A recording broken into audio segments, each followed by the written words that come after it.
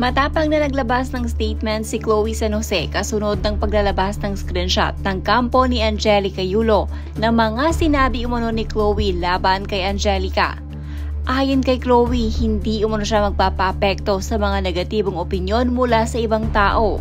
Hindi din umano siya magpapatinag sa mga reaksyon ng iba, lalo na kapag ipinagtatanggol niya ang kanyang partner na si Carlos Yulo kapag sa tingin naman nito ay hindi na tama ang mga sinasabi sa two-time gold medalist. No need for a long caption. This is not even all of it. But here we are for your all's entertainment. If you're gonna get mad at me for standing up for myself, stay mad. If you're gonna get mad at me for breaking generational curse, stay mad. If you're gonna get mad at me because I reacted to their disrespect and told the truth, stay mad. If you're gonna get mad at me for standing up for my partner against their toxicity, then stay mad. I'm not here to please anyone. I know what I did and didn't. Feel free to keep believing whatever you see and read online. It doesn't matter. I know my truth and so does the people around me, most especially Mahal. The universe has my back. Hence, this would be my last time speaking about this. It's honestly getting boring and overdramatic at this point, as it's been a long gun issue. Again, stay mad and good luck with your PR stunts. Pakulo. Much love. Naglabas din ang screenshot si Chloe San Jose na kung saan makikita maging ang kapatid ni Carlos Yulo ay may mga komento din kay Chloe. Hala, ito pala yung maganda. Mima, akala ko ba unbothered ka? Pero bakit sa lahat ng unbothered, ikaw yung bothered? If you listen closely, you can hear me not caring. Mali yan, dapat ganto ante. If you look closely, you can see Annabelle. She called herself Unbothered Queen, but she's the only unbothered queen who says a laugh. Joke yarn? Pansin mo ba, walang nagre-react sa post mo. Kailangan mo na yatang maghubad ulit para mapansin post mo. Sa kanya na tayo yabangan kapag hindi na free tickets gamit niya pang travel. Sponsored by #Cebu Pacific Airlines. Strong independent woman daw hindi naman makapag-rent ng bahay. Dami nagsasabi sa akin na baka daw nagayuma ka, nakulam ka or dinasalan ka. Ayaw ko sana maniwala in this age, uso pa ba talaga yan? Kaso parang mukhang totoo dahil baka pati sarili mo di mo nakilala. Manalamin ka at limiin mo maigi lahat-lahat. Masyado ka ng mataas, baka dumating ang araw sumadsad ka sa lupa.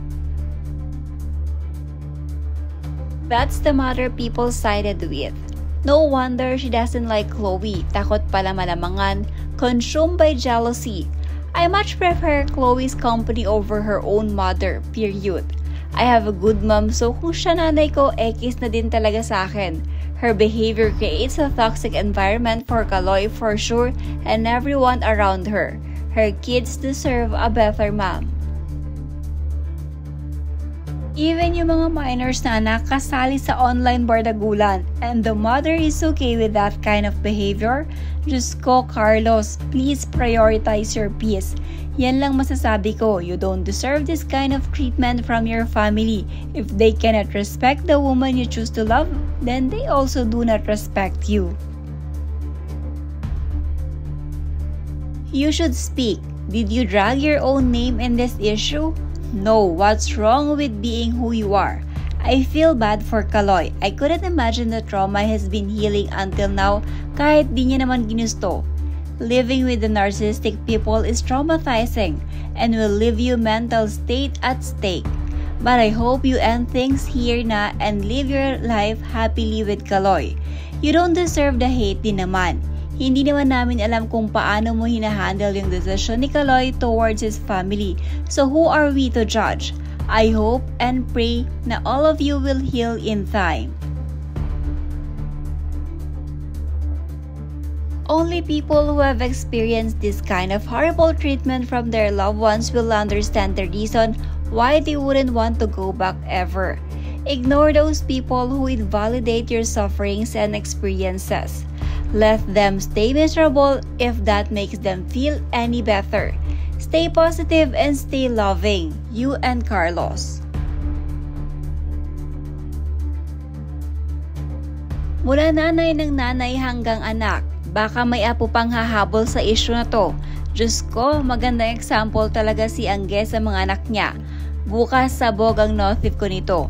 Kalokang pamilya to, puro banat sa Facebook. Natawa ko, ang sakit isipin bilang nanay, imbes magkaayos pero mas pinalala mong mismong pamilya. Tapos pag binatulan ng dalawang taong involved, ayun, feeling victim naman ang nanay, buhay nga naman. Toxicity as its finest. Akala ko noon ikaw nakakainis.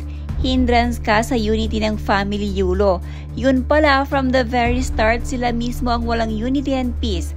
Very alarming yung character nila sa SOCMED. Masyadong bully even adults. My God, magpakasal na kayo at magpakalayo-layo. That will be your biggest revenge, slay girl. Kaya naman pala natiis ni Kaloy yung pamilya niya. Biruin mo, pagod na pagod ka sa training para masuportahan yung pamilya mo, pero yung happiness mo hindi nila kayang irespeto. Regardless kung ano ugali meron si Chloe, the fact na minahal siya ni Chloe, meaning he saw something good in her na di niya nakita sa iba. They just need to respect the decisions para magkasundo sila. Be real, if Kaloy didn't win gold, Mother wouldn't apologize. The way she praises Japan and calls the Japanese artist strong is still sign of her bitter treatment towards Carlos. It adds insult to injury when son loses in the round. If Carlos didn't win gold, she would laugh out loud and say it was karma for Carlos. The most common attitude among Filipinos is forcing ourselves to apologize, especially if the person is successful. But if not, the hatred and envy continue. It is clear that the root of this issue lies in the family's jealousy towards his girlfriend. They seem to want to confine Kaloy within their control, unwilling to welcome anyone else into his life. They want him to remain as he was when he was younger, heavily dependent on his mother, particularly in managing his hard-earned money. But Kaloy is no longer a minor. He is at an age where falling in love and finding a partner who motivates and inspires him is normal. Good parents should accept this change, even if it causes them pain, because true parental love should not be selfish. The least they can do as a parent's sibling is accept and respect his choice of partner, especially if that person inspires him to succeed. If Kaloy's family genuinely love him, they would embrace and welcome Chloe into their lives. Parents cannot dictate who their child chooses to be with. Rather, they should provide support and guidance.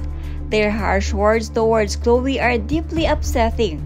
Totally lack of respect, it's no wonder Kaloy has distanced himself from his family. He's being mentally tortured. I admire him for standing up for his love. Kaya mo yan, loves. Just don't mind them, but don't forget to defend yourself sometimes too. Ipag-pray mo na lang na sana maliwanagan sila at haplusin ng Diyos ang kanilang mga puso. Sabi nga nila, pagka ang puno daw ang hitik sa bunga, pilit sinusungkit at binabato. Parang tao lang yan, kapag umaasenso ka, babatuhin ka ng kung ano-anong paninira. So be still, stay humble. God knows what's inside your heart.